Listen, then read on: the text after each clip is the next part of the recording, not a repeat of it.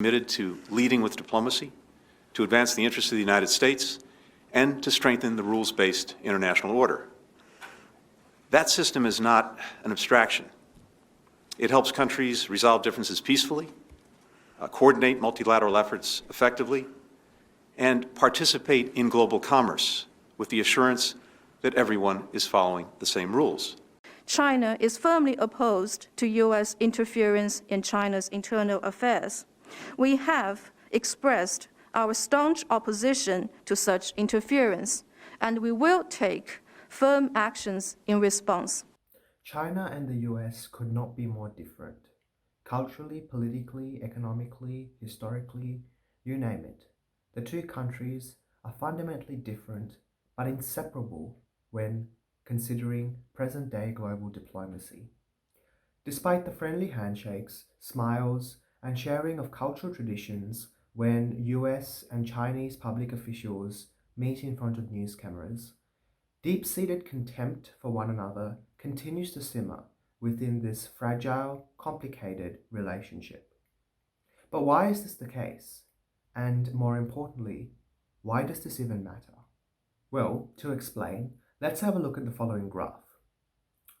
This graph shows the rise in China's GDP relative to America's between 1960 to 2019. Initially, America's GDP rested comfortably above China's.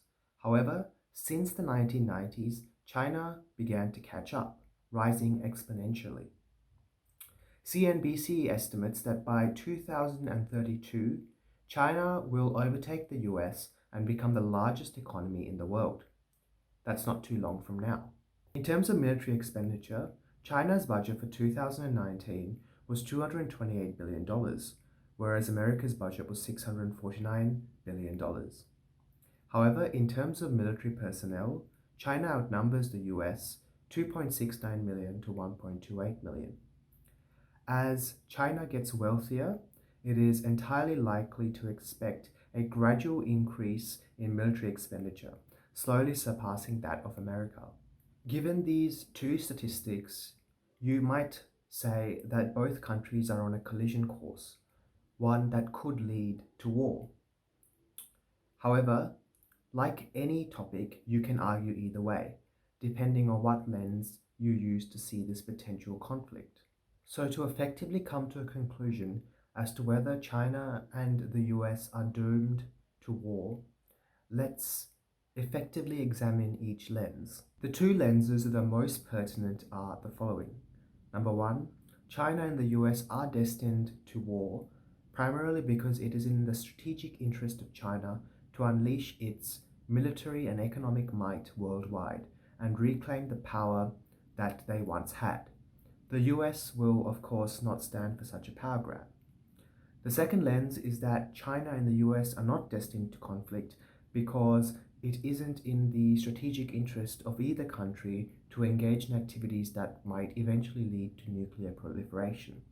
If anything, the US has shown to be more aggressive on the world stage in terms of its military interventions in Iraq, Afghanistan, Syria, and elsewhere, unlike China, which, with the exception of Hong Kong, has been less prone to engaging in neoconservative foreign policy.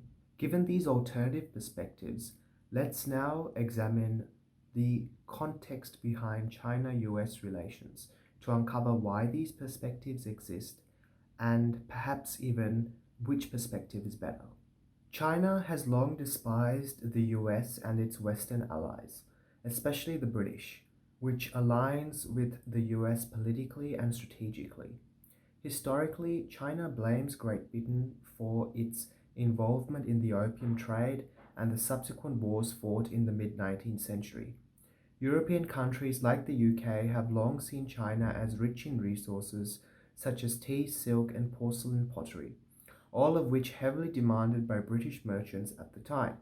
Given China's lack of demand for British exports like manufactured goods, to continue the trade for Chinese items, Britain illegally smuggled opium into China, addicting the local population. The profits earned from this scheme were used to finance Britain's trading interests. Eventually, China's ruling Qing dynasty caught on to this operation, culminating in two wars, both of which ended in China's humiliating defeat at the hands of the British Empire. As part of both victories, China had to cede land to the British, i.e. Hong Kong and Kowloon, and was unable to stop the opium trade. Flash forward to the 20th century, the collective West was largely indifferent to Japan's occupation of China and the brutality this inflicted on the local Chinese people. This historical neglect of China as a legitimate partner and the use of exploitative tactics to drain the country of its resources for foreign gain continues to subconsciously influence Chinese policy even today. In terms of foreign policy and sovereignty interference, the US continues to maintain firm relations with several Southeast Asian countries, creating a geopolitical buffer between itself and China.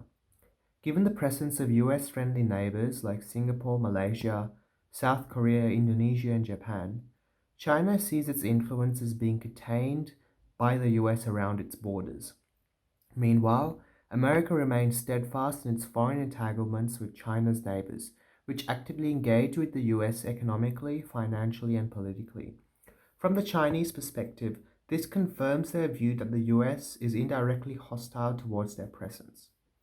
On the other hand, America sees its commitments in the Asia-Pacific region as vital towards ensuring peace and security against any outward aggression from China.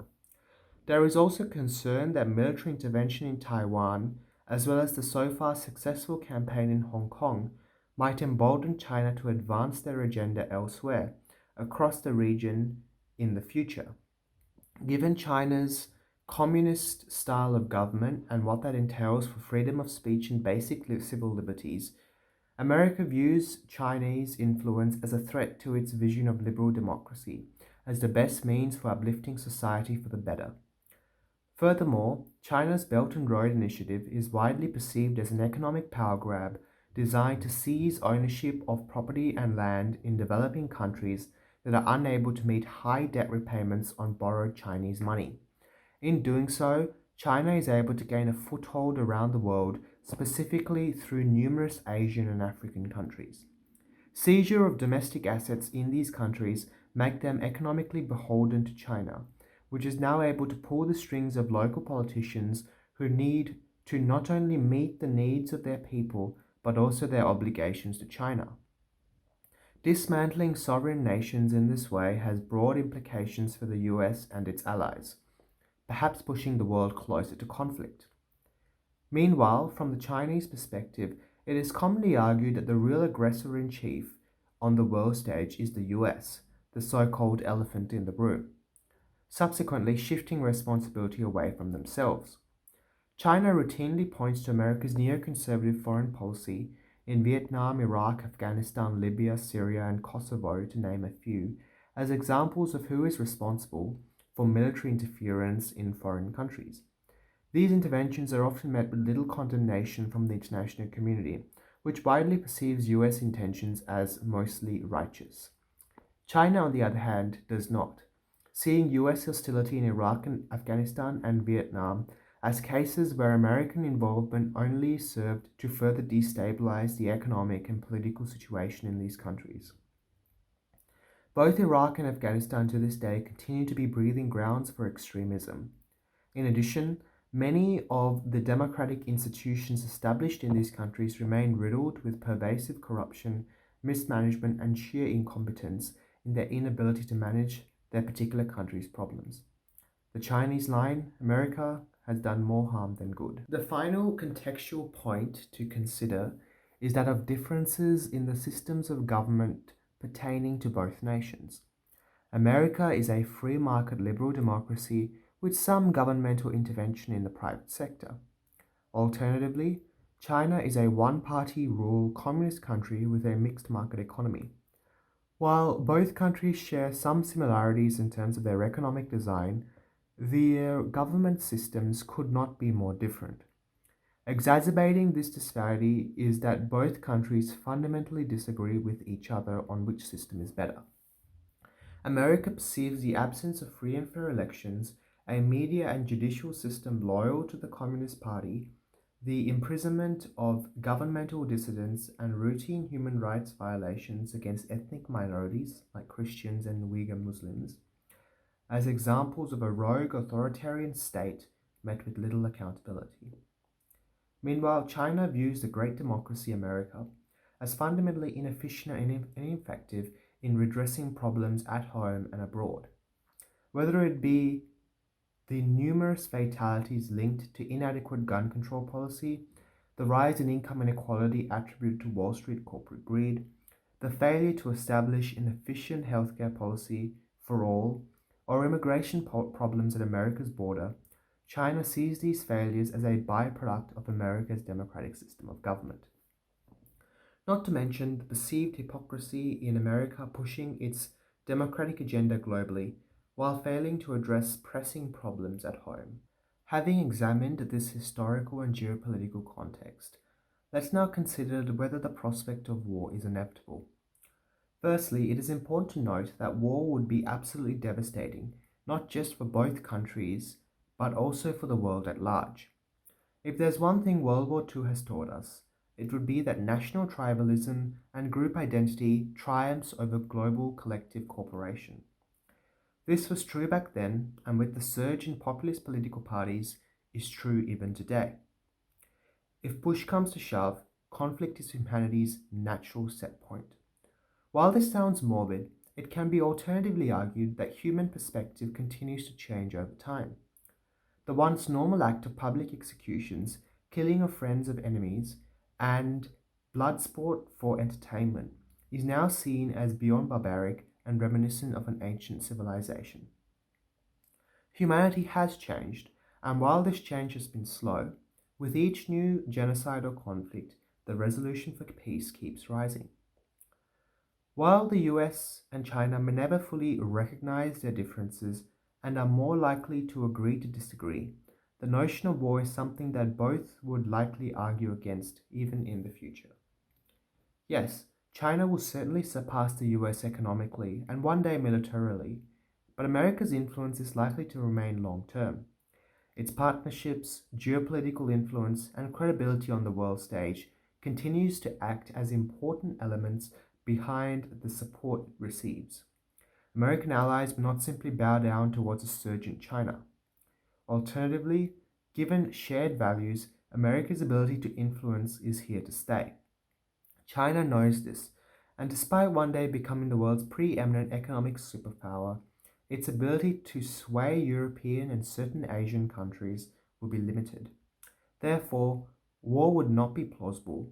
What is more likely is an economically dominant China and a geopolitically dominant US, bounded by free trade but nothing else.